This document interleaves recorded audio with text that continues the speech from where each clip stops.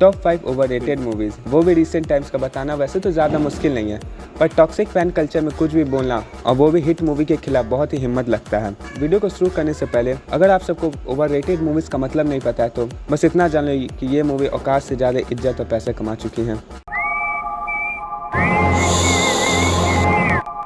Violence violence violence.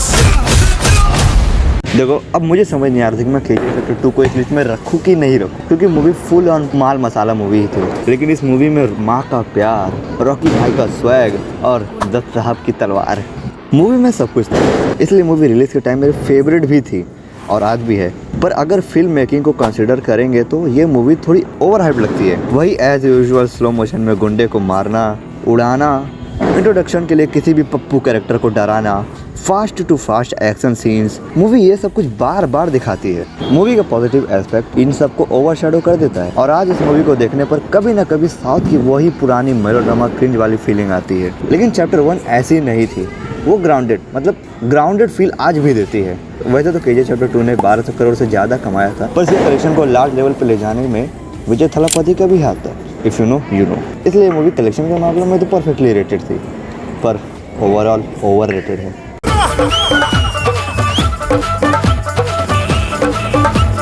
Dunki movie के बारे में जब भी सोचते हैं ना, मेरा दिमाग जल जाता है। और इस मूवी का वो घटिया गाना तो लुट-पुट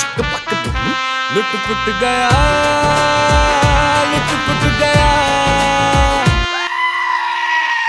मूवी का ट्रेलर से मुझे पता चल गया था कि ये मूवी कैसी होगी।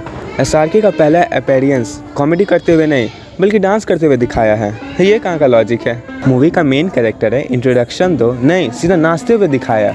और मूवी का भी यही हालत है, कहाँ से गाना शुरू हो जाता है। 60 साल का बुढ़ा या 35 साल की माल घुमा रहा है। आप लोग रोना बंद कीजिए, मेरे तक आवाज आ रही है। इसलिए क्रिटिक्स ने तो इस मूवी को धो दिया, वो बुढ़े वाली बात के लिए नहीं, मूवी की क्वालिटी के कारण। इसलिए उन्होंने सिर्फ 45% की रेटिंग दी, पर ऑडियंस को ये मूवी बहुत अच्छी लगी, इसीलिए मूवी को ऑस्कर तक ले जाने की बात हो रही थी। अब मुझे समझ आता है क्यों गवर्नमेंट फिल्म को भेजती है, नहीं तो ऐसी ओवर हाइप राजू हिरानी की वर्स्ट मूवी को भी ऑस्कर के लिए भेज दिया जाता। ऑल्दो डंकी का कलेक्शन बस 500 करोड़ था, लेकिन ये फिर भी तुम्बाड़, 12th फेल, लापता लेडीज जैसी मूवी के कंबाइंड कलेक्शन से भी ज़्यादा है।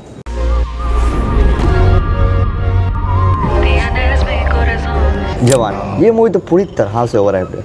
SRK के 4 साल के सूखे का तो पठान ने तोड़ा था, पर उनकी मोस्ट सक्सेसफुल मूवी जवान ही हुई थी। ना तो इस मूवी में कोई अच्छा स्टोरी था, ना ही एक्शन, बस वही पॉलिटिकल ज्ञान पे ले जा रहे थे। और ये बात मैं ही नहीं, अपने जर्मन लड़के ने भी कही थी। मूवी ने अप्रॉक्स 1200 करोड़ तक कमाए थे, जिसके लिए ये बिल्कुल भी जिम्मेदार नहीं थी। पूरी मूवी का हाई बस मार्केटिंग और ट्रेलर को रिलीज के 1 हफ्ते पहले लाकर ही बनाया। जवान को देखते समय लगा कि ये वही टिपिकल इंडियन माल मसाला मूवी चल रही है, थोड़ी सी रॉबिन हुड से इंस्पायर। हर 5 सेकंड में तो SRK दूसरा वेरिएंट निकल कर आ जाएगा और पॉलिटिक्स का ज्ञान छोड़ के दिमाग पकाएगा। साला आसमान से पानी में गिरने के बाद भी कुछ ही देर बाद लड़ाई करने आ जाता है, फिर भी साला जलता नहीं है। पर इस टाइम रिव्यू देखोगे जाकर अगर पुरानी वीडियोज़ के, तो उनका भी यही कहना है, वाह क्या मूवी है क्या, वाह। और ऐसा करने से मूवी भी 1000 करोड़ कमा लेती है मिड ओवर होने के बाद भी।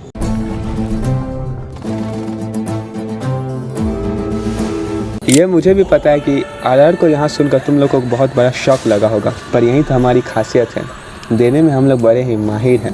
पर शॉक जितना समय राजामौली सर ने इस मूवी को बनाने के लिए लिया था, और वो भी बाहुबली के बाद, अगर उस तरीके से देखोगे तो इस मूवी ने जिस लेवल का क्रेज़ गेन किया था वो इस मूवी को पूरा ओवर हाइप कर देता है। मूवी का एक्शन अच्छा था, स्टोरी अच्छी थी, BGM भी ठीक ठाक थी, और एक्टिंग का तो पूछो मत, गॉड लेवल की थी। और सॉन्ग उफ, ऑस्कर वालों से पूछो। लेकिन 1000 करोड़ कमाना थोड़ा ज़्यादा हो गया।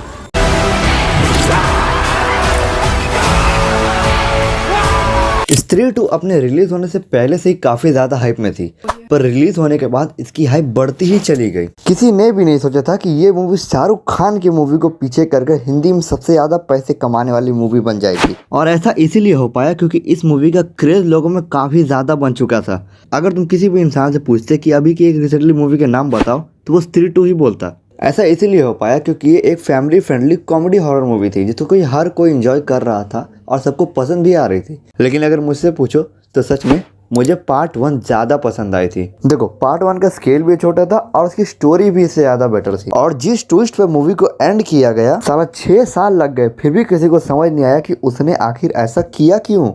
लेकिन वो स्त्री है, उसकी मर्जी, वो जो चाहे करे। देखो आखिर में मैं तुमको यही बताना चाहूँगा कि ये 5 मूवीज़ तो हमारे अकॉर्डिंग थी, लेकिन अगर तुम्हें लगता है कि कुछ और मूवीज़ हो सकती है जिन्हें हमें जोड़ना चाहिए था इस लिस्ट में, तो तुम कमेंट कर सकते हो, पार्ट 2 बन जाएगा, क्या दिक्कत है।